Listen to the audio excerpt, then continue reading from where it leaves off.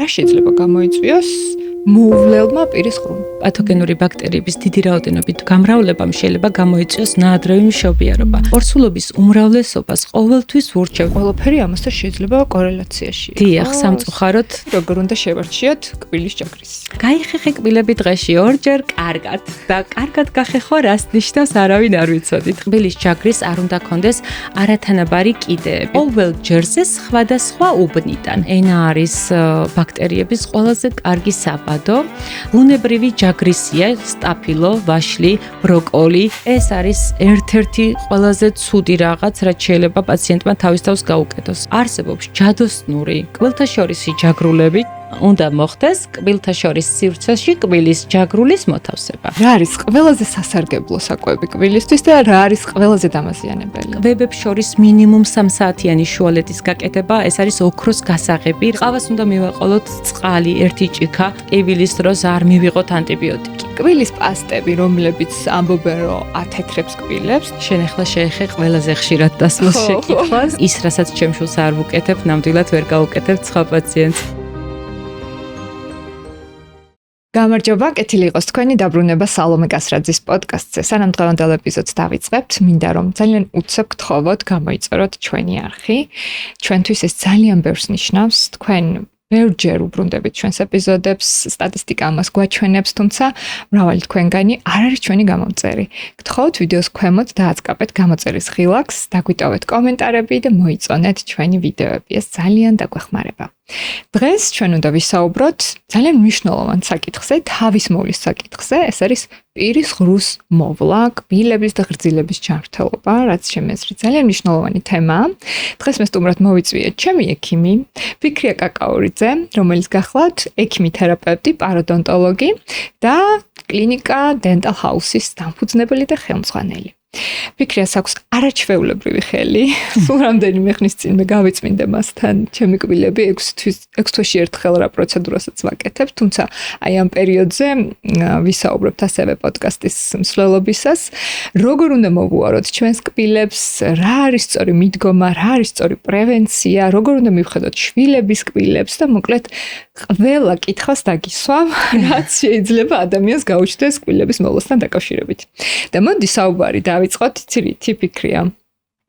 აი რა შეიძლება იყოს დაკავშირებული, რომელი დაავადება შეიძლება იყოს დაკავშირებული პირის ღრუს არასწორ მოვლასთან.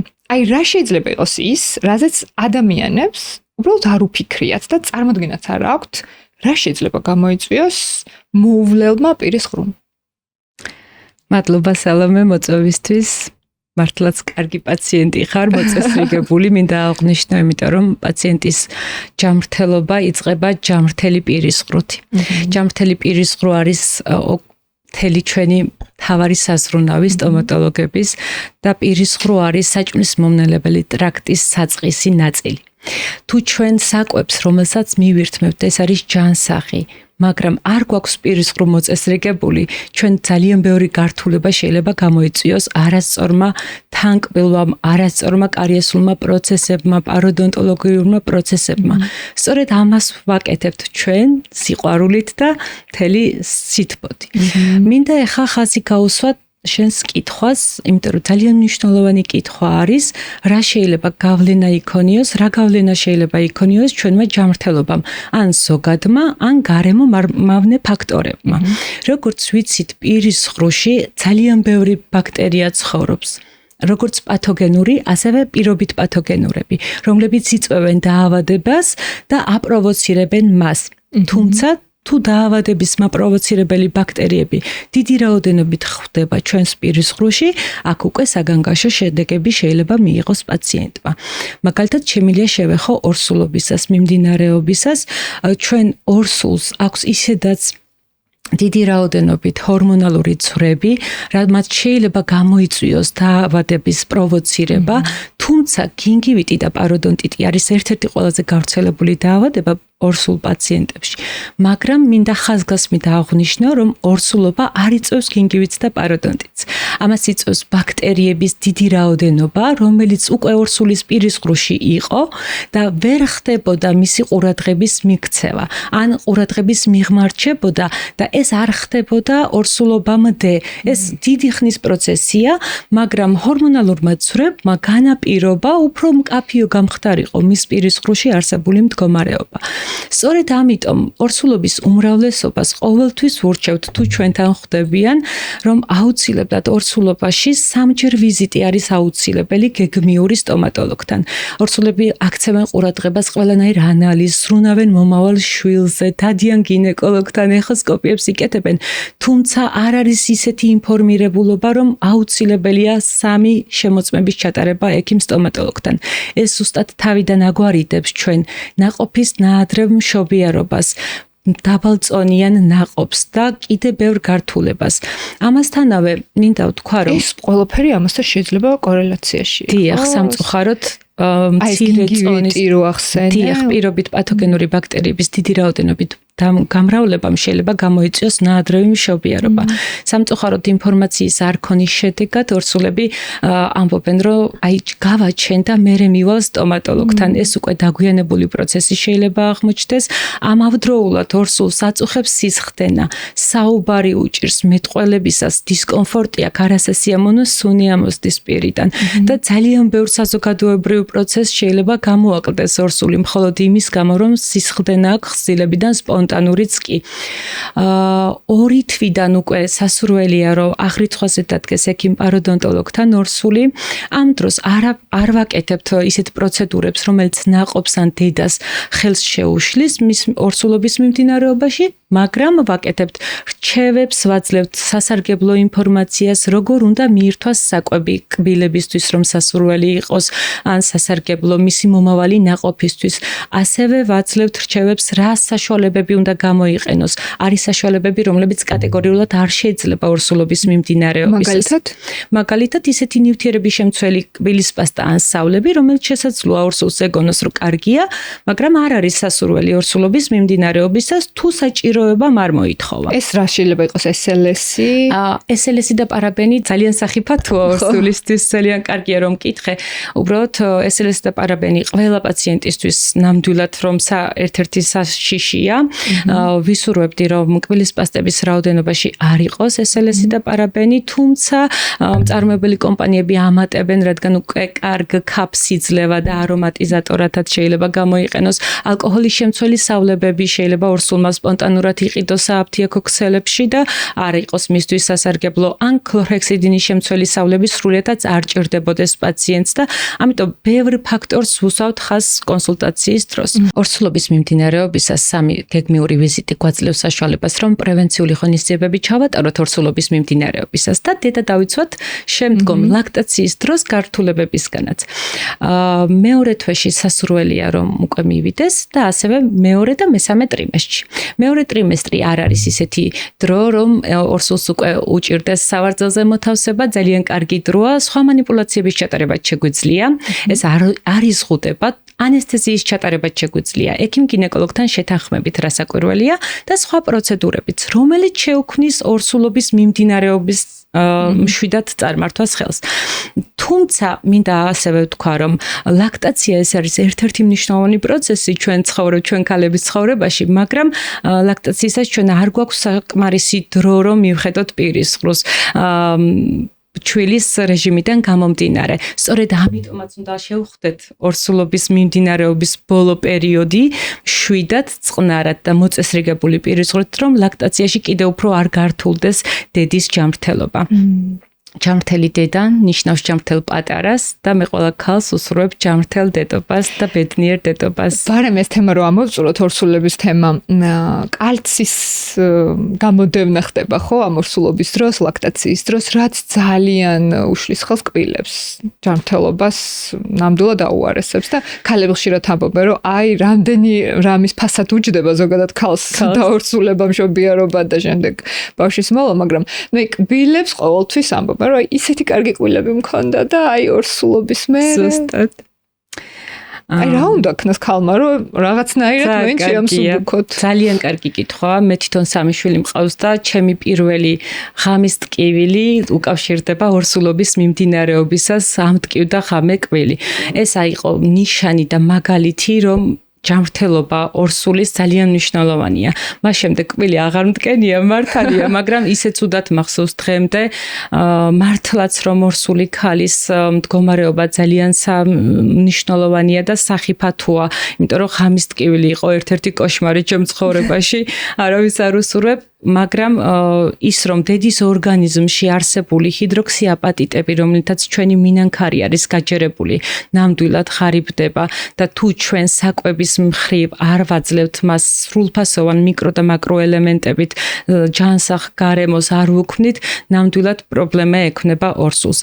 მინდა შევეხო აგრეთვე კვების ფაქტორს, სასმელებს, რომელი სასმელი შეიძლება ორსულობის მიმდინარეობისას ამ დროს და ერთი ყველაზე მთავარი არის ტოქსიკოზი. ტოქსიკოზი არის ერთ-ერთი ყველაზე რთული, რაც შეიძლება ქალის პირისყრუს გამოვლინება მოხდეს. კერძოდ ღებინების შედეგად ჩვენს პირისყრუში მჟავატუტოვანი ბალანსი ირღვევა.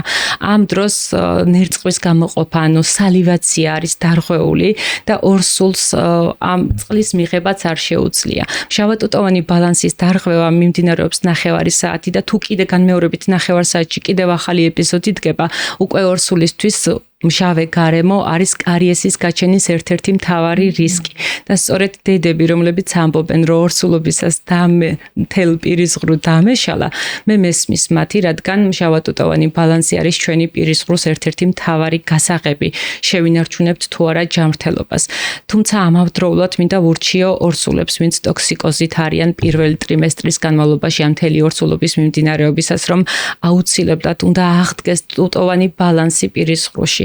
და არასდროს არ გაიხეხოთ კბილები ღებინების შემდეგ. ეს არის ძალიან მნიშვნელოვანი გასაღები, რაც უნდა იცოდეს ორსულმა.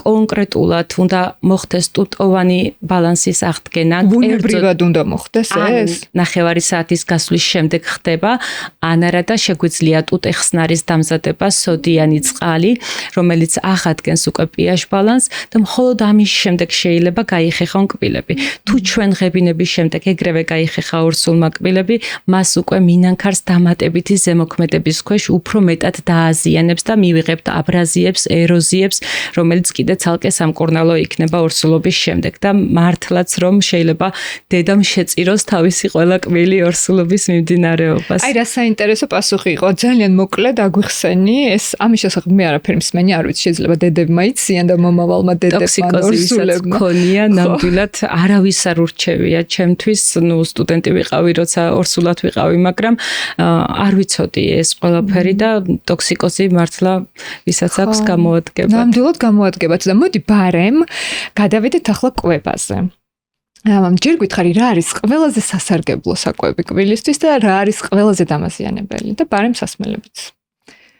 ყველაზე სასარგებლო არის, რაც ჩვენი ჯანმრთელობისთვის სასარგებლოა, დამერწმუნე რომ წყალი ყველაზე მნიშვნელოვანია. ჩვენი კბილების 3% წყალით არის დაფარული, ანუ 3% შეიცავს წყალი. ეს არც თუ ისე ცოტაა, 96% არის ჰიდროქსიაპატიტები, რომელიც ყველაზე მტკიცია ადამიანის ორგანიზმში მინანქარი და ნამდვილად მნიშვნელოვანი სტრუქტურაა. არ არსებობს მასე ძლიერი სტრუქტურა ჩვენს ორგანიზმში, თუმცა მინანქარიც გვიზიანდება. სწორედ იმ ფაქტორებით, რასაც ვერ ითვალისწინებს პაციენტი. კონკრეტულად ეს არის არაჯანსაღი საკვები, რომელიც არც ორგანიზმს არგებს, არც ჩვენს პირისყრუს. ყველაზე მეტი არის ნახშირწყლოვანი საკვები, ყველაზე დიდი რისკ ჯგუფი და მინდა ასევე აღვნიშნო, რომ არა მარტო ნახშირწყლები, არამედ მათი ხშირი მოხმარება. როდესაც საუბრობთ, რომ წაცმუცნავება არ შეიძლება და ჩვენი ექიმები გვირჩევენ, რომ კვებებს შორის გავზარდოთ ინტერვალი, ეს უბრალოდ სიტყვები არ არის, დამერწმუნებით ალბათ, იმიტომ რომ ადამიანის ორგანიზმს არ აქვს დრო, რომ მისი მონელება დაიწყოს. თუმცა პირისყრუს არ აქვს უნარი, რომ pH ბალანსი დროულად აღდგეს. შესაბამისად, ეს გვაძლევს საშუალებას უთხრათ პაციენტებს, რომ კვებებს შორის მინიმუმ 3 საათიანი შუალედის გაკეთება, ეს არის ოქროს გასაღები, რაც შეიძლება მან გაითვალისწინოს მისი ჯანმრთელობისთვის, რადგან თუ მე ნახშირწყლოვან საკვებს ხშირად მივიღებ, შეიძლება ნახშირწყალმა იმდენად არ დააზიანოს ჩემი პირის ღრუ, როგორც ხშირად მიღებულმა საკვებმა. ამიტომ კვებებს შორის ინტერვალი ყველაზე მნიშვნელოვანია, ასევე მნიშვნელოვანია რაფინირებული შაქრის მიღება, პროცესირებული საკვების მიღება, ეგრეთ წოდებული fast food-ები, ყველასთვის საყვარელი და სასურველი და შენ იცი ჩემი დამოკიდებულება ჯანსაღკვებაზე და ისევ ჩემთვის თითქოს ეს პროფესიაც გახდა საბაბი, რომ მე ჯანსაღად მეკვება, იმიტომ რომ ძალიან მიყვარს არა ჯანსაღის საკვები, თუმცა მე ვირჩევ ჯანმრთელობას და ეს ჩემთვის არის მთავარი, იმიტომ რომ ჯანმრთელი პირის ღრუ არის ჯანმრთელი ორგანიზმი. მე ესე ჯერა და ესია ნამდვილად. ესე იგი რაფინირებული არის საზიანო. ძალიან საზიანოა. აგრეთვე ვსაუბრობთ გაზიან სასმელებზე. გაზიანი სასმელები გარდა იმისა, რომ შაქარ შეიცავენ, ენერგეტიკული სასმელები, კოფეინი შეიცავენ დიდი რაოდენობით და იწვევენ კიდე სხვა დამატებით გართულებებს, აგრეთვე ისინი დიდი ხნით რჩებიან კბილის ზედაპირზე და ბაქტერიულ ბიოაპკს ქმნიან და უკვე მერე ეს დამატებით კარიესულ პროცესების გართულებას იწვევს. და ასევე სახში გაკეთებული კომპოტები ძალიან კარგია, ყველას გვიყვარს, თუმცა თუ მას შაქარი აქვს დამატებული, ეს ალბათ უფრო არ იქნება სასურველი პაციენტების დიდი ხნის ინტერვალით მიღებაში. ერთხელ მიღება, რა თქმა უნდა, არ არის ესეთი საგანგაშო, თუმცა თუ დიდი ხნით ყოველ საღამოს ბებო გვიკეთებს კარგ ტკბილ ჩაის, აუცილებლად პაციენტმა უნდა გაითვალისწინოს, რომ ჩაის შემდეგ, ნახევარი საათის შემდეგ უნდა გავიხეხოთ კბილები. რაც შეეხება სწრაფკვებას, აი როგორ აზიანებს კბილებს? სწრაფი კვება მართლაც ძალიან სწრაფი კვება. სწრაფი კვება აზიანებს კბილებს, იმიტომ რომ მყარი საკვები ძალიან მნიშვნელოვანია ჩვენი ყბაკბილთა სისტემისთვის. მყარ საკვებს შეუძლია ბუნებრივად ჩამოწმენდის ფუნქცია გააკეთოს. ანუ ბუნებრივი ჯაგრისია, სტაფილო, ვაშლი, ბროკოლი, ის რაც ჯანსაღია, ის ჩვენთვის პირის ღრუსთვის არა მარტო სასარგებლოა, არამედ წმენდის ფუნქციათ აკისრია. სწრაფ საკვებს, სწრაფ კვებას, როგორც ვიცით, არ ჭირდება დამუშავება, დიდი ხეჭვა და ჩვენ პირის ღრუში გვაქვს ნერწყვი, ნერწყვი ასრულებს პირველად დამუშავებას. ლიზოციმის მეშვეობით, მუცინის მეშვეობით სპეციალური კომპონენტებია, რომელიც საკვებ გუნდას უკეთებს დარბილებას და დარბილებული საკვები უკვე კუჭნაწლავში ისე გადადის, რომ თითქმის უკვე დაწყებული აქვს დაშლა.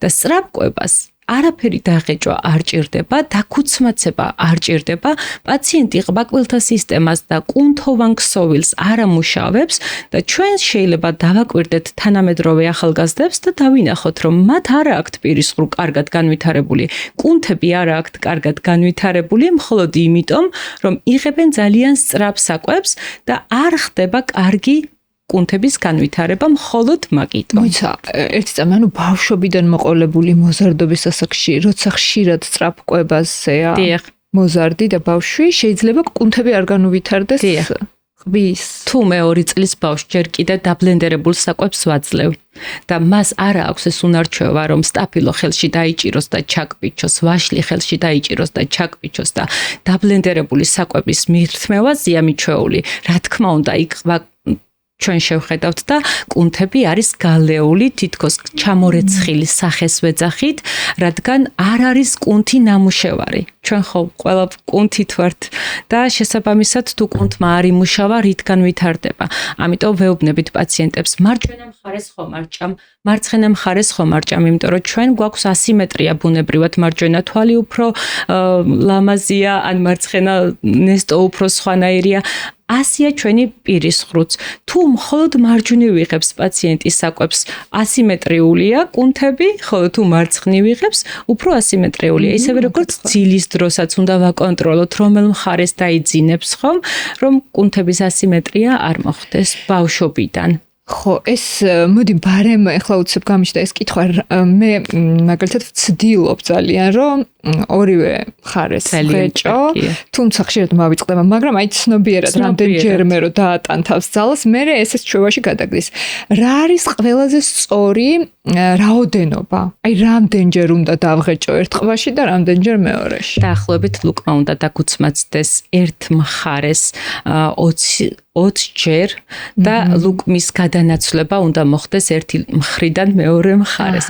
ეს ძალიან სწორად აღნიშნე, რომ ცნობიერად როცა ვიკვებებით, ნელა გააზრებულად როცა ვიკვებებით, ისევე როგორც ყველა სხვა საქმეს როცა ვაკეთებთ ცნობიერად, ბევრად უფრო მარტივია, თუმცა ჩვენი ცხოვრების ტემპიდან გამომდინარე ცნობიერი კვებაც ერთ-ერთი ფუფუნება გახდა, გემოვნების რეცეპტორების შეგრძნებაც კი აღარ იცის ახალმა თაობამ, იმიტომ რომ მობილური ტელეფონის გამოყენებისას მირთმეული საკვები არათუ გუნდის დაფორმირებას და დაგუცმაცებაზე არ ზრუნავენ, არამედ არც იციან რა მიირთვეს ახალგაზრდებმა საკვები და ჩვენ მაგას ყოველდღიურად ვაწყდები მე პირადად ჩემ პრაქტიკაში, იმიტომ რომ პაციენტებს ყოველდღიურად, ვინც თინეიჯერია, ვინც ხდება ჩემთან, ყოველთვის ვეუბნები, რომ აუცილებლად ორივე მხარეს მიირთვის საკვები და ცოტა ვერ იგებენ, რომ რატო უნდა დაღეჭონ, ყველაფერი არის აჩქარებული ტემპი და ნამდვილად არ გამოიღებს კარგი შედეგს. აი ეს დაუღეჭავი ლუკმების გადაყლაპვა რა ხდება რა? ნუ როგორც ვახსენე, ნერწყვის შემადგენლობაში ისეთი ნივთიერებები გვაქვს ლიზოციმი, მუცინი, რომ ეს ყველაფერს ეხმარება, რომ გაბლანტდეს ჩვენი საკვები გუნდა და უკვე დამუშავებული ჩავიდეს საჭმლის მომნელებელი ტრაქტში. მაგრამ თუ დროულად გადავყლაპე ის, რომ არ დავღეჭეთ და არ მოხდა კარგი დამუშავება, ამ შემთხვევაში უფრო დიდხანს მოუწევს კუჭნაწლავს მუშაობა და შესაბამისად უფრო დიდხანს დაყოვნდება პირისყრუსთან საჭმლის მომნელებელი ტრაქტში. მეტი არაფერი, მაგრამ სასურველია, რომ დიდხანს დაყოვნდეს პირისყრუსში. ეხლა რა შეეხება სასმელებს. აი რა სასმელია, რომელიც ყველაზე მეტად აზიანებს? შენ ახსენე გაზიანი სასმელები კიდევ? ალბათ არ გაგიკვირდება, რომ ვიტყვი ალკოჰოლი. ალკოჰოლი, ყავას ვიტყოდი პირველ რიგში. ნუ, ყავა ჩემი საყვარელია და ჯერ ვერ ვიტყვი. ალკოჰოლი ერთ-ერთი მნიშვნელოვანი ფაქტორია, იმიტომ რომ ალკოჰოლის მიღების შემდეგ 72 საათის განმავლობაში ორგანიზმი არის დეჰიდრატირებული. დეჰიდრატირებულ ორგანიზმში არ ხდება ნერწყვის კარგი გამოყოფა. ნერწყვს აქვს ყველაზე მნიშვნელოვანი ფუნქცია თვითწმენდის. და როდესაც არ ხდება კარგი ნერწყვის გამოყოფა, პირისღრუ არის მშრალი და უფრო მეტად შეღწევადია ბაქტერიების მიმართ, ვიდრე შეიძლებოდა ყოფილიყო. 72 საათის გასვლის შემდეგ თუ პაციენტმა კიდევ ახალი ულუფა ალკოჰოლი მიიღო, კიდევ 72 საათი მოუწევს ორგანიზმს ეს ბრძოლა და არც ისეთი სასურველია. და ალბათ არავის გაუკვირდება ენერგეტიკული სასმელები, დიდი რაოდენობა კოფეინს შეიცავს, გაზს შეიცავს და სითბოს შეიცავს. ეს სამი კომპონენტი სამივე ერთმანეთთან აი ბომბასავით ფეთქდება ჩვენ პირისყრუში და ნამდვილად ერთ-ერთი საგანგაშოა. და აქვე ვიტყვი ყავას, ყველაზე ხშირი დასმული შეკითხვებიდან არის ყავა, იმიტომ რომ პაციენტებს გონიათ, რომ პირისყრუ თუ არ აქვთ მოწესრიგებული, ან თუ მოდის ჩვენთან, ამბობენ, რომ იცით რატომ აქვს ესე პირისყრუ, იმიტომ რომ ყავას ვსვავ დღეში 2 ფინჯანს. 2 ფინჯანი ყავა არ არის ის რაოდენობა, რამაც შეიძლება პირისყრუში სხვა პრობლემები გამოიწვიოს.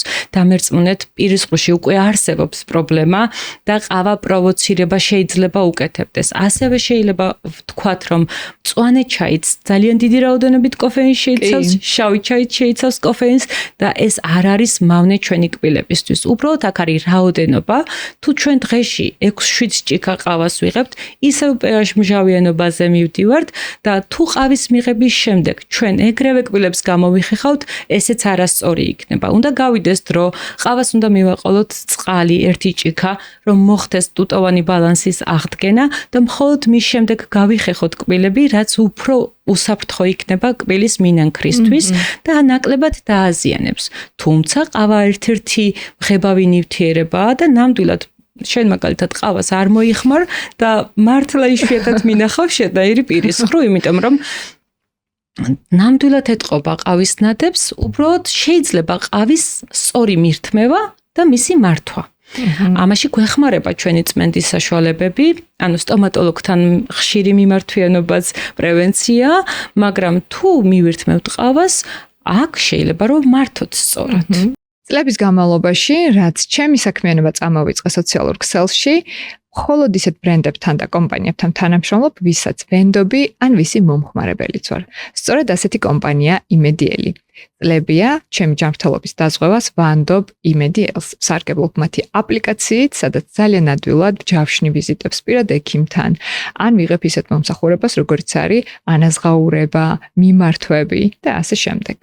იმედიელი გთავაზობთ ჯანმრთელობის ინდივიდუალურ დაზღვევას UNO-ს. UNO ეს არის დაზღვევა ფიზიკური პირებისთვის, რომელიც შეგიძლიათ მოარგოთ თქვენს პირად საჭიროებებს. UNO-ს აქვს 3 სხვადასხვა პროდუქტი, რომლებიც განსხვავდება ფასით და დაზღვევის დაფარვით და სამედიცინო მომსახურებით. იმედიელში ინდივიდუალური დაზღვევის შერჩევისას შეგიძლიათ დაამატოთ თქვენთვის სასურველი სერვისები, როგორიც არის პერსონალური მენეჯერის მომსახურება, ასევე ფიზიოთერაპია და ლაბორატორიული მომსახურებები ნახევარ ფასად. იმედიელი არის დაზღვევა, რომელსაც ირგებთ თქვენ, ასე რომ შეგიძლიათ შეარჩიოთ თქვენზე მორგებული UNO 45 ლარიდან. გადადით ვიდეოს ქვემოთ მითითებულ ბმულზე და დაეზღვიეთ ინდივიდუალურად. თუ გგონიათ, რომ ყავის მირთმევის შემდეგ ეგრევე უნდა გაიხეხოთ კბილები და ეს იქნება ძალიან მაგარი გადაფარვა თქვენი კოფეინის, პირიქით შეირგეთ, გემრიელად მიაყოლეთ წყალი და მხოლოდ მის შემდეგ რაღაც დროის შემდეგ გამოიხეხეთ, რომ ნადები არ გაჩნდეს უფრო მეტად პიგმენტური. კარგი, მოდი ახლა გადავიდეთ კბილის ჯაგრისებზე, კბილის პასტებზე და შენაკწამოღებული გაქვს სადემონსტრაციოდ. მოდი ჯაგრისებით დავიწყოთ. სწორი კბილის ჯაგრისი და არასწორი და მოდი თან გვაჩვენე და მოგვიყევი, როგორ უნდა შევარჩიოთ კბილის ჯაგრისი. კარგი, მე მახსოვს, როცა ვიზიტზე იყავი პირველად, მითხარი, რომ ეს არ ვიცოდი და ჩემთვის არ არის უცხო, რომ პაციენტი მეუბნება, რომ პირველად მესმის, არასდროს არ უთქვამთ სტომატოლოგებს ჩემთვის რა უნდა მექნა. ჩვენ ყოველთვის ესე ვეუბნებოდით პაციენტებს, ესე ვისწავლეთ, რომ გაიხეხე კბილები დღეში 2 ჯერ კარგად და კარგად გახეხო რას ნიშნავს არავინ არ ვიცოდით, ხო? თითქოს, მაგრამ უნდა ვიცოდეთ, რომ პაციენტების უმრავლესობა საფთიაქო ქსელში, მარკეტებში შედის და არჩევს ესე რომ ვთქვათ რენდომ კბილის ჯაგრისს, კბილის პასტას. რაც ხელში მოხდება, ან მისთვის ფასია მისაღები, ან რეკლამაში ნახა და სწორედ ამის მიხედვით იღებს გადაწყვეტილებას. მე მინდა ვურჩიო პაციენტებს, რომ აუცილებლად სტომატოლოგთან ვიზიტისას დასვან ეს კითხვა, თუ სტომატოლოგი ამ საკითხს არ შეეხო, ეს არ არის სირცხვილი, პირიქით ჩვენ ძალიან ბედნიერები ვართ. მე პირადად ყველა პაციენტის შემდეგ 15 წუთი მჭირდება, რომ სწორედ ეს საგანმანათლებლო გაკვეთილი ჩაუტარო პაციენტს, მიუხედავად იმისა, მეოთხე ჯერ არის თუ მეხუთე ჯერ, ყველა ჯერზე ახლიდან უნდა აუხსნათ პაციენტს. მიზეზი არის ერთი, ჩვენ გვავიწყდება ის, რაც ახალია ჩვენთვის და არ არის ჩვევაში გამჯდარი. 21 დღე გვჭირდება, როგორც ყველა ჩვევას, მათ შორის კბილების გამოხეხვას. ეს უნარჩვევად რომ ვაქციოთ და რა არის რეალურად სწორი გახეხვა. კბილის ჯაგრის, როდესაც ვირჩევთ, აუცილებლად გავითვალისწინოს უნდა პაციენტმა, რომ კბილის ჯაგრის არ უნდა კონდეს არათანაბარი კიდეები, უნდა კონდეს სწორი ზედაპირი, რომ კბილის ზედაპირ შეეხოს თანაბრად და მოხდეს მისი სწორი გამოხეხვა. რაც შეეხება ხეხვას ვახორციელებთ მოდიფიცირებული ბასის ტექნიკით, ცოტა მოგვიანებით ავხსნი, მაგრამ მინდა რომ დავასრულო ჯაგრისების განხილვა. ჯაგრის არ უნდა კონდეს გრძელი სამუშაო ტარი, რადგან კბილის ორ ზედაპირის ორი კბილის გახეხვა გვირჩევნია, ვიდრე 3 და 4 და არასრულფასოვნად. ჯაგრის შეუძლია მხოლოდ 60% ნადები მოაშოროს და მეტი არ შეუძლია და ამიტომაც მოიგონეს დამხმარე საშუალებები, რომლებიც არის კბილთაშორისი ჯაგრულა, ფლოსი და სხვა საშუალებები. მაგას კიდევ ცალკე შევეხები, თუმცა ეხლა მინდა ჯაგრისების კიდე სხვა სახეობები ავხსნათ. გვაქვს ორთოდონტიული ჯაგრისების სპეციალური ჩანაჭდევით, რადგან ბრეკეტიან პაციენტს სხვა ჯაგრისი ჭირდება, თუმცა ბევრმა არ იცის. ცოტა ზემოთ ავწიოთ, რომ კარგად დავინახოთ. ესეთი ჯაგრისი ჩანაჭდევი, რადგან ბრეკეტის ზედაპირი უნდა გაიხეხოს და აგრეთვე კბილის ზედაპირი. არ უნდა დაგვავიწყდეს ბრეკეტის გარშემო მონობოჭკოვანი ჯაგრისით გამოყენება, თუმცა მონობოჭკოვანი ჯაგრისი არ არის მხოლოდ ბრეკეტიანი პაციენტებისთვის, არის პაციენტებისთვის, ვისაც მერვე კბილი უკან, ისეთ ადგილზე აქვს, რომ პაციენტს არ შეუძლია მისი კარგად გამოსუფთავება, ან კბილხცილოვან ხარში ვერ ისუფთავებს კარგად, დამატებით გვჭირდება ხოლმე მონობოჭკოვანი ჯაგრისის გამოყენება. და ჩვენი პირის ყრუს ერთ-ერთი მთავარი ორგანო, ყველაზე ძლიერი ენა არ უნდა დაგვავიწყდეს, რადგან ენა არის ყველაზე მძლავრი ორგანო ჩვენ პირის ყრუში და თითქმის პაციენტების 90% იგნორირებული აქვს ენა. თუმცა ენა არის ბაქტერიების ყველაზე კარგი საბადო და ენას აქვს სპეციალური ჯაგრისი, ენის ჯაგრის უწოდებთ და მას აქვს რამოდენიმე ზედაპირი, შეიძლება მხოლოდ ერთი ზედაპირიც კვირაში ერთხელ გასუფთავება ენის მკვდარი დროილების და ცხოველმყოფელობის პროდუქტების მოშორებით ძალიან მნიშვნელოვანია. ეს აგვარიდებს თავიდან ჰალითოს, არასასიამოვნო სუნს კონკრეტულად, რაც პაციენტების უმრავლესობას აწუხებს და ეს ძალიან მნიშვნელოვანია გაითვალისწინონ. შეიძლება ეს ენის არა, ეს ორი ჯაგრისი მაინტერესებს. ესე იგი შენ რო გეჭირა. ესე იგი ეს არ არის სწორი ჯაგრისი, ეს არის სწორი ჯაგრისი. ხო, შენ რო თქვი, ესე იგი ის რო ეს მხარე არის ფართე და გრძელი არ ნიშნავს რომ კარგია.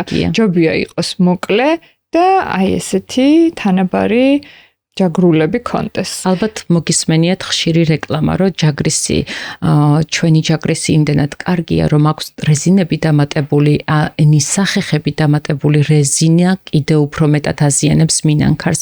მას შეუძლია უფრო მეტი ეროზია და აბრაზია გამოიწვიოს და კიდე უფრო მეტად გაგვიზარდოს ესეთი უარყოფითი პროცესები ჩვენს პირისყრუში, ამიტომ და იმაზე რა სიტყვი ელექტროჯაგრისები როა?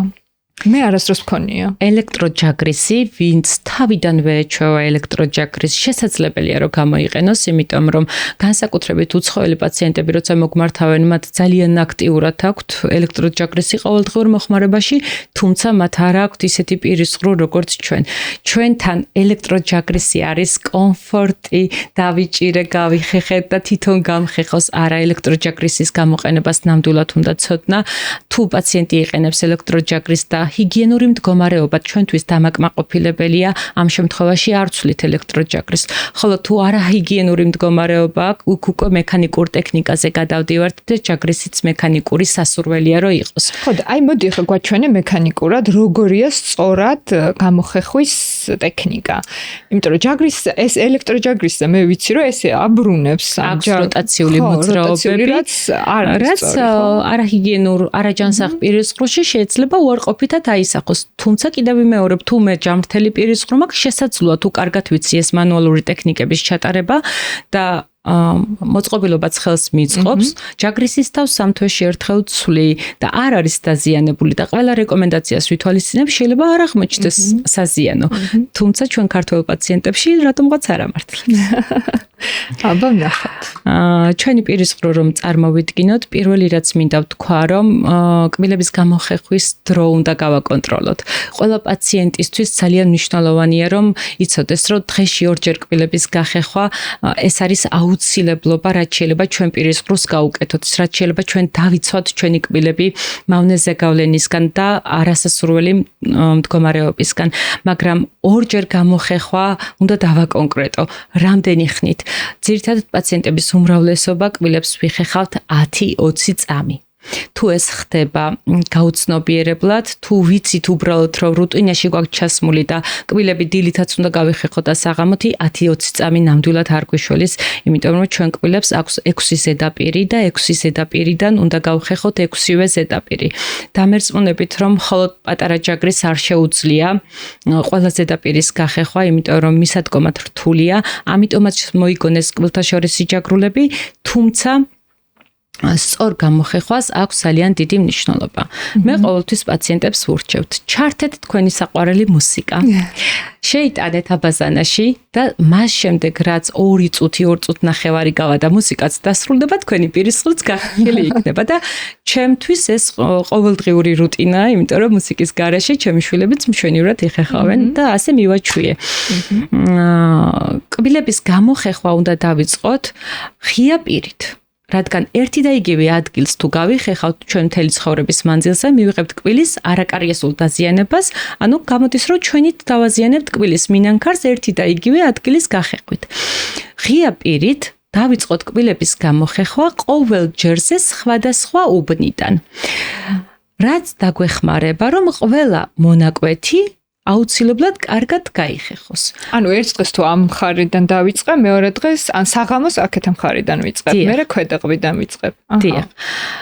რა მნიშვნელობა აქვს? ძალიან დიდი მნიშვნელობა აქვს. წეგან როგორც ვახსენეთ, დავიცავთ მუდმივ ქრონიკულ გაღიზიანებისგან და მინანქარი არ დაზიანდება. რატო? იმიტომ რომ დასაწყისში უფრო მონდომებულები ვართ და თითქოს უფრო ვაწვევით და მე რო გადის დრო გვავის ღიმილი და მე 3-4 წამის მერე გვავიწყდება და მშვიდად. საქმე მაქვს, იქ ბავშვი მყავს წასაყვანი, იქ რაღაცა და მთელი დღის საქმეები შეიძლება იმ 10 წამში გაიეფიქროს ადამიანმა.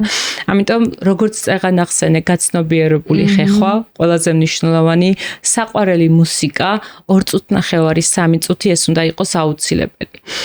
და მოდიფიცირებული ბასის ტექნიკა. ესე ქვია, ამ მეთოდს მე წინა კბილებზე ვაჩვენებ ახლა პაციენტებს, რომ იცოდნენ, რომ კბილის ზედაპირი არ უნდა გაიხეხოს, მხოლოდ უნდა გაიხეხოს ღვიძლიდან კბილის 45 გრადუსიანი კუთხით უნდა მოხდეს კბილის ზედაპირის ჩამოფრცქნა ნადებისგან, ანუ მოშორება, რადგან არ მოხდეს ჰორიზონტალური მიმართულებით და წრიული მოძრაობებით ნადების კიდე უფრო კბილღრძილოვან ხარში მოთავსება. ესე იგი წრიული მოძრაობებით და ესეთი ჰორიზონტალური და წრიული არ არის რეკომენდირებული. ერთხელ შეიძლება გააკეთო, მაგრამ ყოველდღიურად ჩვენ თუ მხოლოდ ამ ტექნიკით გავიხეხავთ კბილებს, მივიღებთ ღვიძლის არაკარიესულ დაზიანებას და რეცესიასაც მივიღებთ, რომელიც შემდეგ პლასტიკურად გჭირდება რომ ოპერაცია გაკეთდეს. მოდიფიცირებული ბასის ტექნიკა შეიძლება ყველამ გაიაზროს, რომ ყველა კბილის ზედაპირი იხეხება ღვიძლიდან კბილის მიმართულებით 45 გრადუსიანი კუთხის მოთავსება ამ მიმართულებით. ნამდვილად არ არის რთული 21 დღის კბილებზეც გონახე. როგორ იცით? წინა კბილებზე აუცილებელია რომ გამოგვითი მოძრაობები მოხდეს ესეთი მიმართულებით. მიყვარს გამოგვითი მოძრაობები. ხო, აი მე მაგალითად ფიქრიასგან ვისწავლე, რომ კბილს რო ვიხეხავთ, წინა კბილსაც ესე ვიხეხავდი და აი ქვედა შიგნიდან ვერ წვდება ეს ჰორიზონტალურ მდგომარეობაში. ხო, და ამიტომ არის საჭირო, რომ შიდა წინა კბილების შიდა გამოხეხვა მოხდეს აი ესეთი ვერტიკალური მდგომარეობით. ზედაყბისაც და ქვედაყბის ესეც, ანუ გამოგვით მოძრაობაზე.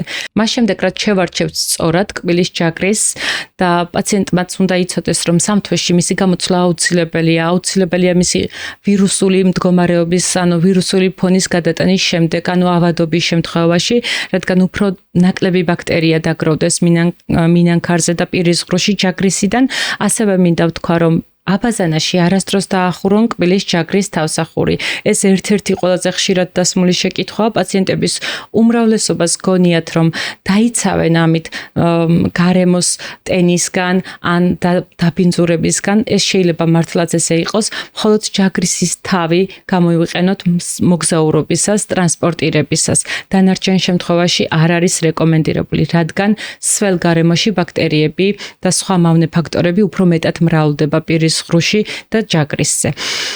ჩარეცხვის დროსაც ისიც გითხარი. როგორც ვიცით, ჩვენი ჯაგრისები მოთავსებულია ან აბაზანაში, ან საპირფარე შოოსთან ერთად, ანუ აბაზანაში, სადაც არის უნიტაზი. ეს ცოტა ინტიმური თემაა, მაგრამ აუცილებლად მინდა შევეხო, იმიტომ რომ როდესაც ჩვენ უნიტაზის ჩარეცხვა ხდება 1 მეტრის რადიუსის მანძილზე ხდება მიკრობების, ცხოველმყოფელობის პროდუქტების და ფეკალური მასის ნარჩენების მოთავსება 1 მეტრის რადიუსზე. შესაბამისად, ისეთი საშუალებები, მაგალითად, პირსახოცი, ისეთი საშუალება, როგორც არის ჩვენი პირის ღრუს ჯაგრისი, აუცილებლად ინფიცირდება ყოველი ჩარეცხვის შემდეგ. მე პაციენტებს აუცილებლად ვეუბნები ხოლმე, თუ არის საშუალება, რომ თავსახური უნდა დავახუროთ უნიტას და მხოლოდ მის შემდეგ მოხდეს, თუნდაც შარდის შემთხვევაშიც აუცილებელია ეს ყველაფერი, რომ გავითვალისწინოთ, რომ ინფიცირება ნაკლები იყოს. რაც შეეხება კბილის პასტის გამოყენებას. მოდი ჯერ გითხარი, როგორია სწორი კბილის პასტა? ჩვენ ორსულების თემაზე რო ვსაუბრობთ, მაშინაც შევეხეთ და კიდევ ერთხელ გავიმეოროთ. ეგ ყველაზე ხშირად დასმული შეკითხვაა, ყველაზე კარგია, რაც შეიძლება ჩვენ ახლა პაციენტებს ვურჩიოთ, იმიტომ რომ კბილის პასტის გამოყენებას ვიწყებთ ზოგადად 3 წლის ასაკიდან. პირველი კბილის ამოჭრისთანავე ვიწყებთ კბილების მექანიკურ გახეხვას ჯაგრისის მეშვეობით, თუმცა 3 წლამდე არ ვიყენებთ ფტორირებულ კბილის პასტას. იმიტომ რომ ფტორის რაოდენობის გადაყლაპის შედეგად ბავშვში არ მოხდეს ზედმეტი რაოდენობის ფტორის დაგროვება. 3 წლიდან ინიშნება ინდივიდუალურად ბავშვის პირისყრუს მდგომარეობიდან გათვალისწინებით ფტორის შემცველობა. კონკრეტულად თუ პაციენტს არ აქვს ფტორის რაიმე ზედმეტი გამოვლინება პირისყრუში, ანუ ფლუოროზი, ამ შემთხვევაში ვნიშნავთ 500 ppm ფტორის შემცველ კბილის პასტებს. ამას უკვე ექიმი კარგად აუხსნის პაციენტს. ხოლო 6 წლიდან უკვე უნდა გავზარდოთ კბილის პასტის რაოდენობა კბილის ჯაგრისზე და მასში ფტორის შემცველობაც უნდა გაიზარდოს. კონკრეტულად 1000 ppm-დან უნდა მოხდეს ფტორირებული კბილის პასტის დანიშნა. ეს აგვარიდებს თავიდან კარიესის განვითარებას, ის არის ანტიბაქტერიული და ანტიკარიესული მოქმედების. ზრდასრულ ადამიანებს გვჭირდება 1450 ppm დღიური ნორმა არის ეს ჩვენი, რაც მნიშვნელოვანია, რომ ყველა კბილის პასტაში იყოს, თუ კონკრეტულად ექიმმა არ აუგრძალა პაციენტს, რომ დროებით შეიკავოს თავი. მაგრამ კბილის პასტის რაოდენობა ძალიან მნიშვნელოვანია. როგორც აღვნიშნეთ, პატარებში ვიწყებთ ერთი ბრინჯის წვეთის ზომიდან და ავდივართ მუხუდოს მარცვლის ზომამდე და კბილის პასტის მთლიან ზედაპირზე გადატანა არ ნიშნავს კარგ გახეხილ კბილებს. დამერწმუნეთ, შესაძლებელია ცოტა კბილის პასტით იგივენაირი კარგი ეფექტი მივიღოთ, ვიდრე მთლიანი ზედაპირი დავფაროთ. ეს არ არის კბილების გახეხვის აუცილებელი მნიშვნელოვანი ფაქტორი. არის ზრდასრულის შემთხვევაში რა დოზა არის სწორი მუხუდოს მარცვლის დოზა არის მნიშვნელოვანი და არ უნდა ფარავდეს თითქმის შუა მესამედზე 1 წერტილად უნდა მოხდეს ჩვენი კბილის პასტის მოთავსება. ძალიან ცოტა რეალურად რეკლამებში რო არის კბილის პასტის რეკლამებში გვაქვს რეალური არასწორი სურათი დანახი და კი. ხო, მეც ძალიან ცოტას ვიყენებ და არ ნიშნავს დიდი რაოდენობით კბილის პასტა კარგ გახეხილ კბილებს. აქ არის ტექნიკა, რომელ ტექნიკას გამოვიყენებთ და რამდენ წუთით გავიხეხავთ კბილებს. ეხლა შენ ახსენე 2 წუთი, 2 წუთი ნახევარი, 3 წუთამდე მოდი ვთქვათ და ზოგჯერ განსაკუთრებით ამერიკულ კულტურაში ეს კბილებზე აქვს რაღაცა გართულება საოცარი და თუ კბილი არ გაკლამაზი და არ გიქათქათებს და გიწიკწიკებს, ადამიანი არ ხარ და ისინი ხეხავენ 10-15 წუთი. ეს ნორმალურია? 10 წუთი. შეიძლება პაციენტმა თქვას უცხოელმა, რომ ნახევარი საათი იხეხავს კბილებს და მას ნამდვილად ექნება დაზიანებები მინანქარზე, მაგრამ მან უნარჩვევებში აქვთ, მაგალითად აზიის ქვეყნებშიც ძალიან დიდ დროს უთმობენ კბილების გამოხეხვას. რაოდენობრივადაც ბევრ ხანს იხეხავენ და ბევრჯერაც იხეხავენ. ანუ იმდენად უვლიან პირისყრუს, რომ თეთრი შურით შურს ხოლმე, რომ რა ბედნიერება.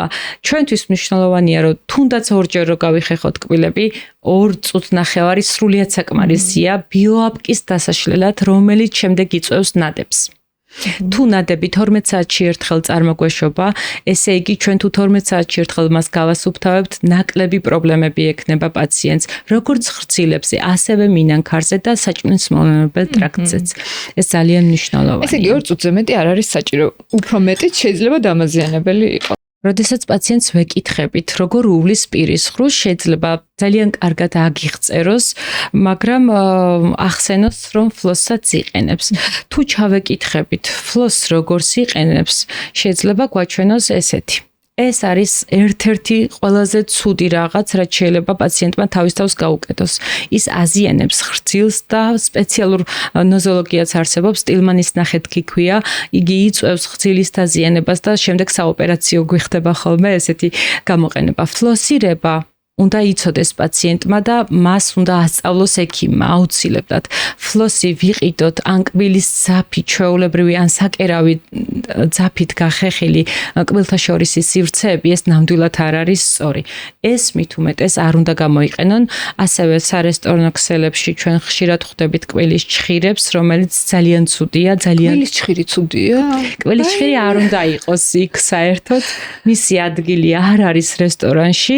შესაძლებელია პაციენტმა კბილები გამოიხეხოს საპირფარეშოში, მაგრამ კბილის ჩხირით იმდენად იწვალებენ და იმდენად იზიანებენ ჯამრთელ ხრცილსაც კი, რომ მე ხშირად გვიწევს ჩვენ პაროდონტოლოგებს მისი მკურნალობა. ჩხირი საერთოდ არ არის კარგი. ჯანმრთელ პაციენტს არ უნდა ჭირდებოდეს კბილის ჭხირის სუფრაზე გამოყენება და განსაკუთრებით რესტორანში. არა, სუფრაზე გასაგებია ხარ. ისედაც ცუდი სანახავი. ტრავმას, ნამდვილად აყენებს ტრავმას, შემიძლია ვთქვა და ბევრი პროცესი შეიძლება დააჩქაროს ტრავმირებულმა ხრცილმა. ეს არის ერთ-ერთი საშიში კბილის ჭხირთან ერთად. თუმცა ასევე შემიძლია ვთქვა, რომ არსებობს ჯადოსნური კბილთაშორისი ჯაგრულები, ჩემი საყვარელი. ეს არის თანამედროვე პაროდონტოლოგიური პაციენტის, ასე რომ ვთქვათ, მარჯვენა ხელი, რის გარეშეთაც ჩვენ წარმოუდგენელია ხრცილი გავაჯანსაღოთ. ჯანმრთელი ხრცილი ვერ შეიძლება იყოს კბილთაშორისი ჯაგრულის გარეშე. რატომ? ეს ძირითადად პაციენტების უმრავლესობამ შეიძლება იცოდეს, მაგრამ რენდომ ნაყიდი თუ არ გაქვს სივრცე გაზომილი, ანუ პაროდონტოლოგმა თუ არ გაზომა რა სივრცეზე, რომელი ჯაგრისი შეესაბამება, პაციენტი რა თქმა უნდა სახში ვერ გამოიყენებს და შესაბამისად დადებს და ვერ ხო, ანუ ეს მხოლოდ კონსულტაციის შემდეგ უნდა მოხდეს შერჩევა და შემდეგ შეძენა. სასურველია, იმიტომ რომ მხოლოდ ჯაგრის შეუძლია 60%-ით კბილების გახეხვა, როგორც თქვით. 40% არის დამოკიდებული კბილთა შორის ჯაგრულაზე, კბილებს შორის სივრცე. მოდი აი გვანახე, როგორ მუშაობს ჯაგრულა. ნუ ესეთი პატარა ჯაგრულასავით არის, აქვს პატარა. ნამდვილად სხარბუნასაც ვეძახით, სხარბუნა შეუძლია კბილებს შორის არსებული სივრცეში შევიდეს და გაასუფთავოს იმ დღეს წარმოქმნილი ნადები. ეს გვერდულად რო გვანახა, მისა აი ამ კამერისთვის. აჰა. აი მასე ხო. ძილის წინ უნდა მოვახდინოთ, კბილის პასტაში უნდა დავასველოთ ჩვენი კბილთა შორისი ჯაგრულა და მოხდეს კბილთა შორის სივრცეში კბილის ეს სხვა ზომაა, ხო? აი ეს არა ზომა იგივეა, უბრალოდ კბილში ვერ მოხდე. უნდა მოხდეს კბილთა შორის სივრცეში კბილის ჯაგრულის მოთავსება და შემდეგ სხვა კბილის გასუფთავება და შემდეგ სხვა კბილის და ესე ვასუფთავებთ 3 კბილს და ყოველი 3 კბილის გასუფთავების შემდეგ უნდა მოხდეს ჯაგრისის გარეცხვა გამდინარე წყალში, თავიდან კბილის პასტაში ამოვლება და ეს დაგვიცავს კბილთა შორის სივრცეში არსებული კარიესის გაჩენისგან და ხრძილის დაავადებისგან. 40% შეუძლია კბილთა შორის ჯაგრულას ჩვენი პირის ხროს ჯანმრთელობაზე ზრუნვა. მეტი რა ქნა სამერთმა პატარა. პირველად რო გამიწმინდა კბილები და აი ეს მოწყობილობები გამომიწერა ხო, მოკლედ რა ზომის მჭირდებოდა მე. ჯერთი, ნუ ძალიან კარგი ხელი ხო გაქვს ისედაც და ეს ჯაგრულები ისე შემიყვარდა. ხო, ძალიან და თავიდან მეგონა რომ ცოტა ხარ მეტკინება თქო, მაგრამ ძალიან ისეთია მოკნილი, ნაზია, ადვილად ვიყენებ და ხო, ძალიან მოყოფილი ვარ და ჩემი დახმარობდა ამას პაციენტში. ჩემი დახმარობდა ბრეკეტების დროს. დიახ, ბრეკეტების დროს აუცილებლად უნდა გამოიყენოს პაციენტმა, ოღონდ სპეციალურად უფრო დიდი ზომის ჯაგრულა, რადგან მოხდეს ბრეკეტის გარშემო სივრცის გასუფთავება, აქ ისევ ნახშირწყლოვანი საკვების მჟავატუტოვან ბალანსზე მივდივართ, თუ დიდხანს დაგროვდა ნადები და რა თქმა უნდა ბრეკეტის გარშემო დაგვიგროვდება ნადები და თუ დროულად არ მოხდა ჯაგრულით მისი მოსუფთავება, აუცილებლად ბრეკეტის მოხსნის შემდეგ შეიძლება პაციენტმა მიიღოს თეთრი ლაქები, რაც ნამდვილად არ არის სასურველი. მივიღეთ ჯანმრთელი ხიმილი, ჯანმრთელი თანკბილვა და მივიღეთ არასწორი დაზიანებული მინანქარი. მხოლოდ იმიტომ, რომ არ მოხდა სწორად ჰიგიენის დაცვა. ეს არც ერთ პაციენტს არ უნდა და სწორედ ამიტომ ვარცებობთ ჩვენ სტომატოლოგები, რომ ეს უნარჩვევები მივაწოდოთ პაციენტებს. კი, მოდი ახლა მოგვიყევი ერთ-ერთ ყველაზე ესეთ მგრძნობიარე საკითხზე, ეს არის კბილების გათეთრება. მოკლედ მე არ ვითეთრებ კბილებს და სულ მეკითხებიან ხოლმე, შენ ითეთრებ და ანუ არ ვითეთრებ. ორ საკითხზე მინდა დაგისვა კითხვა. პირველი, კბილის პასტები, რომლებიც ამბობენ, რომ ათეთრებს კბილებს და მეორე, აი ეს ქიმიური თუ რა ქვია, მასეთი გათეთრება. აი შენი აზრი მაინტერესებს ამაზე. შენ ახლა შეეხე ყველაზე ხშირად დასმოს შეკითხვას, რაც შეიძლება რომ პაციენტებმა მოგმართონ. ეს არის ყველაზე დიდი ინტერესის სფერო და დამერწმუნეთ, რომ ხიმილი არის ადამიანის ყველაზე მთავარი საშუალება, რითაც კომუნიკაციას ამყარებს. ნამდვილად ყველას გვინდა თეთრი კბილები, თუმცა ყველას არ შეიძლება რომ გაუთეთროთ კბილები. მინდა ერთი მითი დავამსხვრიო, რომ ათეთრება გათეთრებელი კბილის პასტების სახლის მეთოდებით კბილების გათეთრება ცოტა მარკეტინგული ხრიკია, რომელიც ნამდვილად არ გამოიღებს კარგ შედეგებს გრძელვადიან პერსპექტივაში. როდესაც ჩვენ ვსაუბრობთ, რომ თეთრი კბილები გვინდა და სახლის მეთოდით პაციენტი გეუბნება, რომ სოდას ლიმონს ასხავს და მას კბილებს ასე იხეხავს კვირაში ერთხელ, დამერწმუნეთ, რომ ეს მართლაც საზიანოა, ჯობია რომ ფერშეცვლილი მინანქარი გქონდეს და პიგმენტური იყოს. ძირითადად ლაქტაციის შემდეგ ქალებს უყვითლდებათ ხოლმე კბილები და ძალიან ხშირად მოგმართავენ, რომ რაც შვილი გავაჩინე, აღარ მომწონს ჩემი კბილისფერი.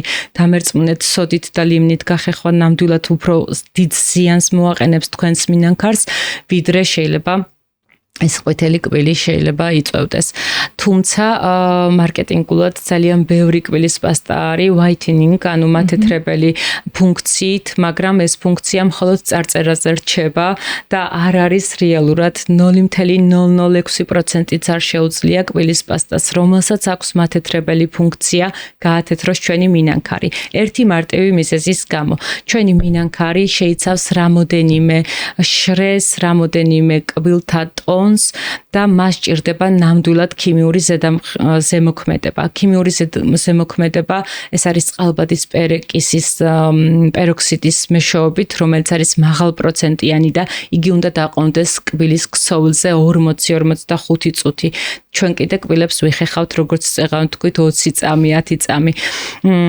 თუ მათეთრებელი კბილის პასტა გვაძლევს შედეგს, ეს უკვე საგანგაშო შეიძლება აღმოჩნდეს, ის გვაძლევს მინანქრის დაკაწვრის ხარჯზე და აბრაზიულობის, ანუ დაკაწვრის მაღალი მაჩვენებელი აქვს მას. უნდა მიაქციოთ ყურადღება აუცილებლად, რამდენ შეიცავს აბრაზიულ ნივთიერებას და ხომ არ არის საზიანო. ნახშირის კბილის პასტები, არსებობს თამბაქოსგან საწინააღმდეგო კბილის პასტები, ეს ყველაფერი მინდა ვურჩიო პაციენტებს, რომ ეს თანხა მოახმარონ კბილების წმენდას 6 თვეში ერთხელ, რომელიც რეალურად მართლა 9 ტონით ათეთრებს ბუნებრივად დაზიანების გარეშე. თუ ვისაუბრებთ საოფისე გათეთრებაზე, ეს ნამდვილად 21 საუკუნის ერთ-ერთი ყველაზე მოთხოვნადი პროცედურაა ჩვენ კლინიკაშიც და სოფლიოშიც, თუმცა პაციენტებს ყოველთვის ვუხსნით, რომ გათეთრება არის დროებითი. არ არსებობს ბუნებაში ერთჯერადი შედეგი გათეთრების შედეგად მიღებული. იმიტომ რომ ჩვენ კბილის სტრუქტურა მუდმივად ახლდება და თუ ჩვენ 6 თვეში ერთხელ კბილებს ვიწმინდავთ, ესევე შეიძლება გავითეთროთ 6 თვეში ერთხელ, მაგრამ სტრუქტურა იცვლება და კბილის ფერიც ბრუნდება. ამისთვის პაციენტი აუცილებლად უნდა იყოს ინფორმირებული, მზად უნდა იყოს.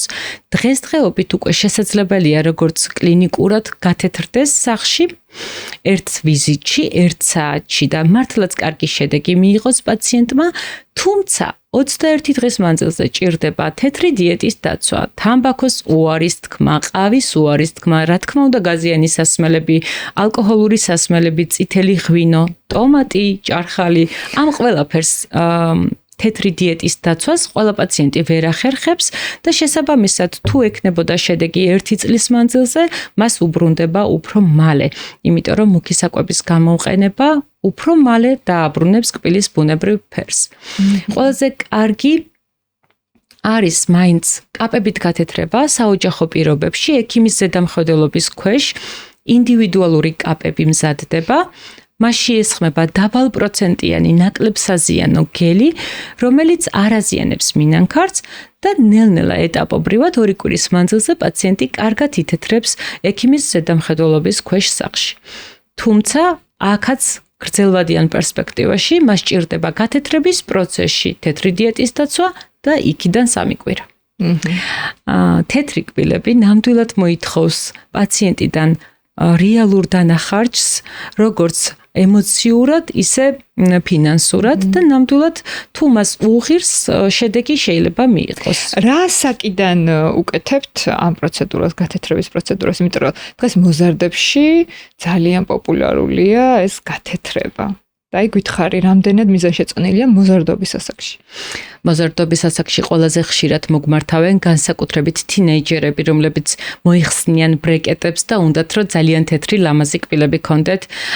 მე პირადად ჩემს შულს არ გაუთეთრე, ძალიან უნდოდა და ის რასაც ჩემს შულს არ ვუკეთებ, ნამდვილად ვერ გავუკეთებ სხვა პაციენტს ხო.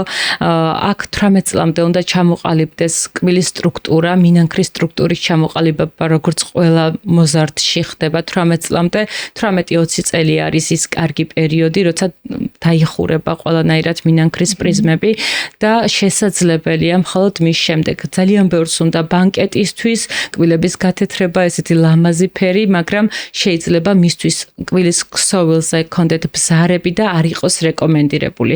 ამიტომ მე ვურჩევ, რომ არ მოახდინონ გამოწერით ან საფთიაქო ქსელებში თვით გათეთრება სახლის პირობებში.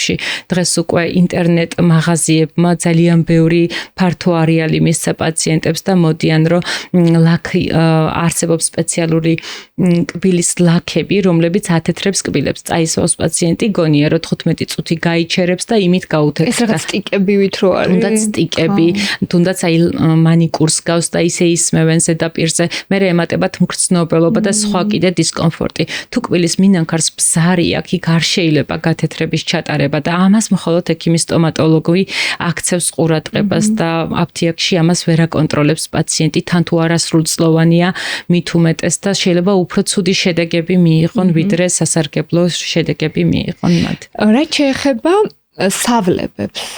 ძალიან ფართო ასორტიმენტია აფთიაქში რა შეხვალ, უამრავი რაღაც დიდი არჩევანია ამ სავლებების.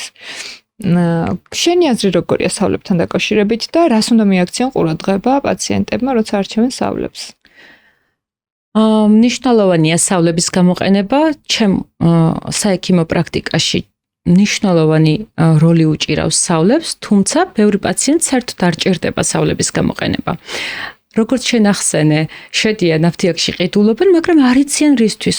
უნდათ უკეთესი ღიმილი და ნამდვილად ყველა პაციენტს გვინდა რომ კარგი ღიმილი გქონდეს, მაგრამ არ იყოს ის სავლები, რაც ჩვენ გვჭირდება. ჩვენ ვისაუბრებთ ორსულებაზე, ჩვენ ვისაუბრებთ მოზარდებზე, მოზარდ სხვა პირისყრუ სავლები ჭირდება, მწეველ პაციენტს სხვა პირისყრუ სავლები ჭირდება, დიაბეტიან პაციენტს სხვა სავლები ჭირდება და ინდივიდუალურად უნდა შეერჩეს და პაციენტს, რომელსაც კარგი მოწესრიგებული პირისყრუ აქვს, საერთოდ არ ჭირდება სავლები. შესაბამისად, ჩვენ ყოველდღიურად ინდივიდუალურად ყველა პაციენტში ნიშნავთ ინდივიდუალურ სავლებს. კერძოდ, თუ ჩემ პაციენტს აქვს ფტორის ნაკლებობა, ან მის პირისყრუში მრავლობითი კარიესული დაზიანებაა. მე მხოლოდ კბილის პასტაში არსებული ფტორი შეიძლება არ მეყოს და დავნიშნო მის ყოველდღიურ გამოყენებაში 1 თვის მანძილზე, 2 კვირის მანძილზე ფტორირებული კბილის პასტა და სავლები. სავლები გააძლიერებს მის ფუნქციას და კომბინაციაში უფრო მეტ ფტორს მივაწვდი ჩემ პაციენტს. მაგრამ თუ ჩვენ გვყავს პაციენტი, რომელსაც ხძილის ანთებითი დაავადება აქვს, ისეთი, რომელსაც ჭირდება მუდმივი ექიმის მონიტორინგი, მაგ შემთხვევაში გვჭირდება კბილის პასტა, რომელიც შეიცავს ქლორჰექსიდინს და ასევე სავლები, რომელიც შეიცავს ქლორჰექსიდინს, ან აღდგენილ ნივთიერებას, ჰიალურონის მჟავას. ეს ყველაფერი, როგორც ვთქვით, ინდივიდუალურად უნდა დაინიშნოს და მხოლოდ ექიმის მკაცრი რეკომენდაციით და კონტროლის ქვეშ. თუმცა ერთი მინდა გამოვყო, სავლებები, რომლებიც შეიცავს ალკოჰოლს, არ არის სასურველი. თუმცა აქვე ვიტყვი იმასაც, რომ ძალიან ბევრი სავლები შეიცავს ალკოჰოლს. არა თუ რეგენერაციულ პროცესებში შეიძლება დაგვეხმაროს, არამედ კიდე უფრო მეტად გააღიზიანოს პირისყრუ, რომელიც ისედაც დაზიანებული იყო და ანთებითი კომპონენტები მასში მეტი იყო. სავლების გამოყენება აუცილებელია იმ შემთხვევაში, თუ პაციენტის ჩვენება ამას ითვალისწინებს. ყოველდღიურ ჩვენ მოხმარებაში ჯამრთელ პაციენტში, შენაერ ჯამრთელ პაციენტში მე არ მჭირდება, ეს ყველაფერი შეიძლება მხოლოდ 2 კვირით, მხოლოდ 1 კვირით ექიმის რეკომენდაციით ძალიან მნიშვნელოვანი იქნება, რომ გაითვალისწინო. აი ახლა შენახსენე, რომ ჯამრთელ პაციენტში ეს არ მჭირდება. ჩემი აზრით ეს არის უნიშნულოვანესი, რომ ამას ექიმისგან ისმენდეს პაციენტი, იმიტომ რომ ისედაც იმდენი ინფორმაცია გვაქვს ახლა თავს მოხვეული და ხელმისაწვდომი არის უამრავი ინფორმაცია. ჯერ ის უნდა გავარკვიოთ მართალია თუ ტყუილია. მე ისედაც ამ სტრესულ ცხოვრებაში უარესად ვიზაფრებით და ჩემი ეპიზოდები, რომელიც შეეხება ჯანმრთელობას, მინდა რომ ყოველთვის ემსახურებოდეს მაყურებლის დამშვიდებას და იქ, სადაც ცოტა მოდუნებული აქვს ყურადღება, აი იქ ყურადღების გამახვილებას. და შენ იმიტომაც დაგპატიჟა დღეს, რომ აი ის ექიმი ხარ, რომელიც პანიკას არ თესავს, რომ შენ რანაირად უვლიდი კაცო შენ თავს და სად იყავი აქამდე და შენ არ გიყვარს შენი თავი და ნუ რაღაცა თავს რო შეგაზიზღებენ რა, არ მიყვარს ესეთი მიდგომა ექიმების მხრიდან და ერთი რეკომენდაციაც გითხარი კბილის წმენდასთან დაკავშირებით. მაგალითად, ზოგი ექიმი ამბობს, რომ შენ თუ 6 თვეში ერთხელ არ გაიწმინდე კბილები, მორჩა დამთავრდა და ეს ხო არ შეესაბამება სიმართლეს. აგერ ვარ ცოცხალი მაგალითი. მე შენ დაგიბარე ერთ წელში, როგორც მახსოვს. შეხარ გამონაკლისი თავშიც თქვი დასაწყისში, მაგრამ ძალიან მნიშვნელოვანია რომ ჩვენ ვიყოთ გაგებით პაციენტისადმი, გვიყვარდეს პაციენტი, ვაკეთოთ ყველაფერი სიყვარულით. რა თქმა უნდა, ექიმი, რომელიც მის ყოველდღიურობაში პაციენტებთან მუშაობს, რა თქმა უნდა, მას უყვარს თავის პროფესია, თუმცა ძალიან მნიშვნელოვანია რომ პაციენტი იმ დონეზე გიყვარდეს, როგორც შენი ყველაზე ახლობელი ადამიანი. ჩემთვის ყველაზე მნიშვნელოვანი ეს არის. ის, რასაც შენ თავს არ დაუნიშნავ, ის რასაც შენ ოჯახის წევრს არ დაუნიშნავ, პაციენტს რატო დაუნიშნავ, ხო? ჩემი აზრით, პაციენტმა უნდა იცოდეს პრევენცია ყველაზე მნიშვნელოვანი ეტაპი მის ცხოვრებაში, როგორც ზოგად ჯანმრთელობაში, ასევე პირისყრუს მოვლაში. თუ ჩვენ ვიცით პრევენცია, ჩვენ დაავადება არ გვივითარდება ისეთ აგრესიულ ფორმაში, რომელსაც შეიძლება ზიანი შეუქმნას ჩვენ ჯანმრთელობას. ასევე ვეხები 6 თვეში ერთხელ ვიზიტს. ეს ბანალურად ჟღერს თითქოს, რომ 6 თვეში ერთხელ სტომატოლოგთან ვიზიტი. მართლა ესია. ეს არის ფაქტორი, რომელიც განსაკუთრებით მოზარდობის პერიოდში ძალიან მნიშვნელოვანია, რათა დავიცვათ ჩვენი შვილების კბილები კარიესებისგან, თუმცა ზრდასრულ ასაკში, როდესაც პაციენტს ეს უნარჩვევაში აქვს პროფილაქტიკური ღონისძიებების ჩატარება, მას ნაკლებად აქვს მოდუნების საშუალებაც. ჩვენ სტომატოლოგთან ვიზიტი არა მხოლოდ ჯანმრთელი პირისყრუს შენარჩუნებაში გვეხმარება ასევე ეს უნარჩვევები სახლში წავიღოთ და ჩავცვათ სისტემაში, რუტინაში. როდესაც მე კბილების გახეხვა იმდენად მოწესრიგებული მაქვს, რომ ვიცი, რომ 3 თვეში ექიმთან უნდა მივიდე და იქ შემოწმებაზე კიდე ახალი უნარჩვევები გამახსენონ, უფრო მობილიზებული შეიძლება აღმოჩნდე, როგორც პაციენტი, ვიდრე პაციენტი, რომელიც 1 წელი დაიკარგება, რაღაც კბილი ატკივდება და მას შემდეგ მოგმართავს. ზოგადად დიდი დისკომფორტია სტომატოლოგთან ვიზიტი ყველა პაციენტისთვის. ერთ-ერთი ყველაზე დიდი ფობია მსოფლიოში მოსახლეობაში დენტოფობია, განსაკუთრებით პოსტსაბჭოთა სივრცეში, იმიტომ რომ ჩვენ არ გავიზარდეთ ისეთ გარემოში, სადაც კბილის ტკივილი არ იყო, ნამდვილად იყო ჩემ ბავშვობაში კბილის ტკივილი და ჩემი ასაკის პაციენტებს უფრო მეტად ეშინიათ, ვიდრე ჩემი შვილის ასაკის პაციენტებს. ეს განაპირობა პრევენციის არსებობამ. როდესაც პრევენცია მაღალ დონეზე შესაბამისად ჩვენ უკვე ნაკლები გვაქვს სამკურნალო და გართულებაც ნაკლები გვაქვს. შენაირ პაციენტებს ყველას უსურვებ, თუმცა თუ მოხდა ისე რომ პაციენტი ამ უნარჩვევებში გამოყვა, ჩვენ შესაძლოა არასანირებული პირისყრუდან სულ რამოდენიმე თვეში მივიღოთ ჯანმრთელი პაციენტის პირისყრო. ყველაფერს ეშველება არ არსებობს გამოუვალი სიტუაციაში. სტომატოლოგია არის ერთ-ერთი ყველაზე კარგად განვითარებული დარგი ჩვენ ქვეყანაში და მინდა დავამშვიდო პაციენტები, რომ ნამდვილად არსებობს დღეს ჩვენ ქვეყანაში მაღალი ხარისხის სტომატოლოგიური მომსახურება და ენდონ ექიმებს. და მოდი ბოლოს მინდა კითხო კბილის ტკივილი ახსენე და სახლის პირობებში როგორი იქნება ყველაზე ეფექტური გამკლავება კბილის ტკივილის? კბილი არ უნდა აქტივდეთ. სახლის პირობებში ყველაზე კარგი რჩევა რაც შეიძლება პაციენტს მივცეთ, რომ როდესაც კბილის ტკივილის ეპიზოდი დგება ჩვენ ცხოვრებაში, არ დაუჯეროთ მეზობელს, არ დაუჯეროთ ოჯახის სხვა წევრებს, მომენტალურად მივიღოთ ღონისძიებები, რომ რაც შეიძლება მალე მივმართოთ სტომატოლოგს, ეს ყველაზე კარგი შეიძლება იყოს და ასევე ტკივილის დროს არ მივიღოთ ანტიბიოტიკი. ანტიბიოტიკების მიღება ჩვენ სხვა გართულებებისგან დაგვიცავს, რადგან ანტიბიოტიკების ხშირი, უკონტროლო, მრავალჯერადი მიღება, როგორც ვიცით, რეზისტენტულ ფლორას ქმნის ჩვენ ორგანიზმში და როცა რეალურად დაგჭირდება ანტიბიოტიკი სამწუხაროდ ის ვეღარ იმუშავებს. ასე რომ, როდესაც კბილი ტკივათ პაციენტებს და ისინი უკვე 4 დღე ითბენენ ამ ტკივილს და მოდიან და გვეუბნებიან, რომ კი მტკივა და 4 დღე ანტიბიოტიკს ვიღებ, იქ უკვე არასახარბიელო პროცესები მიდის მათ ორგანიზმში.